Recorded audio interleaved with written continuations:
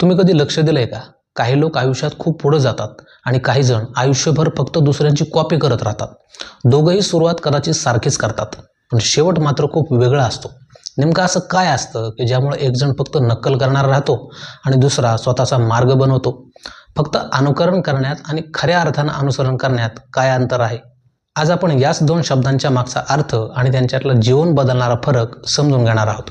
तसंच कधीकधी आपण विचार न करता कोणाच्या तरी मागं धावत सुटतो आणि त्यालाच प्रगती समजतो, पण तिथंच आपण आपलं स्वतःचं अस्तित्व हरवून बसतो.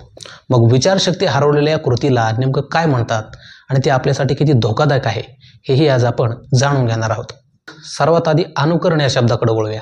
हा अनुकरण शब्द मुळात संस्कृत भाषेतून जसाच्या तसा आपल्या मराठीत आला आहे, म्हणूनच याला आपण तत्सम शब्द म्हणतो. हा शब्द दोन छोट्या शब्दांच्या मैत्रीतून तयार झाला आहे. एक आहे अनु आणि दुसरा आहे करण. यातला अनु हा शब्दाच्या सुरुवातीला जोडलेला एक उपसर्ग आहे, म्हणजेच सुरुवातीला येणारा एक सोबती आहे, ज्याचा अर्थ होतो मागून किंवा कोणाच्या तरी पाठोपाठ. आता या अनुच्या सोबतीला जो करण हा शब्द आला आहे तो क्रो या धातूपासून बनला आहे. त्याचा अर्थ होतो एखादी कृती किंवा काम करणं. सोप्या भाषेत सांगायचं तर दुसऱ्यांच्या वर्तनाचं, कृतीचं आणि गुणांचं निरीक्षण करून हुबेहूब तशीच कृती करणं किंवा नक्कल करणं यालाच अनुकरण असं म्हणतात. लहान बाळ जेव्हा आपल्या घरातल्या मोठ्या माणसांना बघतं तेव्हा ते त्यांचं अनुकरण करायला लागतं. समजा तुम्ही बाळासमोर पाहून जोरात टाळी वाजवली तर बाळही तुमचे हात आणि तुमची हालचाल बघून तशीच टाळी वाजवण्याचा प्रयत्न करतं. बाळ विचार करत नाही की टाळी का वाजवायची, ते फक्त तुम्ही जसं करताय तशीच हुबेहूब कृती करतं. यालाच म्हणतात अनुकरण. टीव्हीवर आपण अनेकदा मिमिक्री कलाकार पाहतो. ते एखाद्या प्रसिद्ध नटासारखा आवाज काढतात किंवा त्यांच्यासारखेच हातवारे करतात. समजा एखाद्या नटाची चालण्याची एक विशिष्ट पद्धत असेल तर हुबेहूब तसंच चालून दाखवणं म्हणजेच अनुकरण. यात आपण फक्त समोरच्या व्यक्तीच्या बाह्य हालचालींची आणि कामाची कॉपी करत असतो किंवा नक्कल करत असतो. पण हीच नक्कल किंवा कॉपी करण्याची सवय जेव्हा विचार न करता केली जाते तेव्हा तिथंच एंट्री होते अंधानुकरण या शब्दाची. आपण जेव्हा एखाद्याची हुबेहूब नक्कल करायला जातो तेव्हा तो मार्ग बरोबर आहे की चूक याचा साधा विचारही आपण करत नाही. समोरचं करतोय म्हणून आपणही करतोय, बस. आजचं सोशल मीडियाचं जग याचं सर्वात मोठं उदाहरण आहे.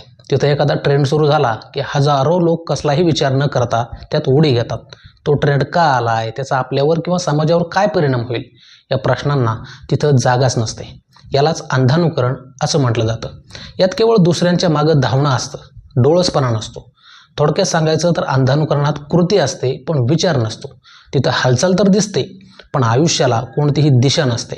त्यामुळे एक वेळ अनुकरण ठीक आहे, पण अंधानुकरण धोकादायक आहे. आणि म्हणूनच आपल्याला गरज असते एका अशा शब्दाची जो आपल्याला मागं धावायला नाही तर स्वतःची वाट शोधायला शिकवतो. तो शब्द आहे अनुसरण. अनुसरण हा शब्दसुद्धा संस्कृत भाषेतलाच आहे आणि यातही अनु हा छोटा सोबती सुरुवातीला आला आहे, पण याचा पुढचा जो सरण शब्द आहे तो बरंच काही सांगून जातो. आता तुम्हाला असं वाटू शकतं की सरण म्हणजे तर लाकडाची चिता असेल, पण तसं नाही आहे. हीच तर आपल्या मराठी भाषेची खरी गंमत आहे. एकाच शब्दाचे दोन वेगवेगळे अर्थ असू शकतात. अंत्यविधीसाठी रचलेल्या लाकडांना सरण म्हणतात हे खरं असलं तरी अनुसरण या शब्दातला सरण हा शब्द संस्कृतमधील सुरू या धातूपासून आला आहे. याचा अर्थ अतिशय सकारात्मक आणि उत्साह देणारा आहे. या सरणचा अर्थ होतो चालणं, जाणं किंवा पुढं सरकणं. जशी नदी संतपणे वाहत पुढं जाते किंवा जसं आपण एखादा रस्ता धरून पुढं चालत राहतो तसंच हा सरण शब्द आपल्याला गती देतो. जर एखादी व्यक्ती अंधारात कंदील घेऊन पुढं चालली असेल तर आपण त्या प्रकाशाच्या मागं जातो ना, बस तेच म्हणजे अनुसरण. यात आपण कोणाची तरी अंधपणे नकल करत नाही तर त्या व्यक्तीने जो प्रकाशाचा मार्ग दाखवला आहे त्या वाटेवरून स्वतःच्या पायाने चालत जातो. महापुरुषांच्या बाबतीतही असंच असतं. त्यांनी आपल्या आयुष्यातून सत्याचा, मेहनतीचा आणि न्यायाचा एक रस्ता तयार करून ठेवला आहे. त्यांच्या पावलावर पाऊल ठेवून त्यांनी दाखवलेल्या ध्येयाच्या दिशेने आपला स्वतःचा प्रवास सुरू करणं म्हणजेच खऱ्या अर्थानं अनुसरण करणं आहे. थोडक्यात सांगायचं तर अनुसरण म्हणजे कोणाच्या तरी मागं धावणं नाही तर कोणीतरी दाखवलेल्या सुविचारांच्या प्रकाशात आपला स्वतःचा रस्ता शोधणं आहे. म्हणूनच लक्षात ठेवा, अनुकरण हे फक्त डोळ्यांनी पाहून केलेलं असतं, पण अनुसरण हे मनापासून धरलेली सोबत असते. अनुकरणात आपण क्षणभरासाठी एखाद्या व्यक्तीसारखे दिसू शकतो, पण अनुसरणात आपण त्या व्यक्तीचे चांगले विचार आणि संस्कारांची शिदोरी सोबत घेतो आणि स्वतःचा एक उजळ रस्ता तयार करतो. जग आज कॉपी करणाऱ्यांना फक्त काही काळ लक्षात ठेवतं, पण जे विचारांचं अनुसरण करून स्वतःची नवी वाट शोधतात त्यांना जग वंदन करतं. आपण लहान असताना अनुकरण करतो कारण ती शिकण्याची पहिली पायरी असते, पण प्रगल्भ झाल्यावर आपण अनुसरण करायला हवं. म्हणूनच कोणासारखं दिसण्यापेक्षा कोणासारखं घडण्यावर भर द्यायला हवा. कृतीची नक्कल नको तर विचारांची सोबत हवी. हा विचार जर तुम्हाला पटला असेल तर तुमच्या अशा मित्राला हा व्हिडिओ शेअर करा जो नेहमीच कोणाची तरी कॉपी करण्याचा प्रयत्न करतोय. माहिती आवडली असेल तर लाईक करा, शेअर करा आणि असेच नवनवीन व्हिडिओज पाहण्यासाठी चॅनलला सबस्क्राईब करा.